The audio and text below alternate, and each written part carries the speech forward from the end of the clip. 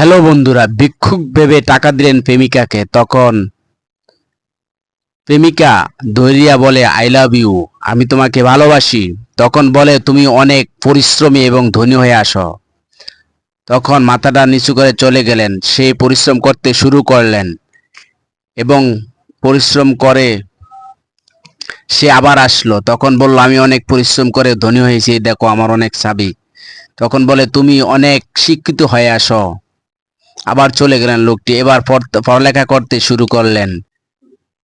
I love you, আমি তোমাকে ভালোবাসি, আই ম্যারিড, আমি তোমাকে বিয়ে করতে চাই। তখন মেয়েটি বলে, না আমি তোমাকে এখন বিয়ে করবো না, তুমি স্মার্ট হয়ে আসো।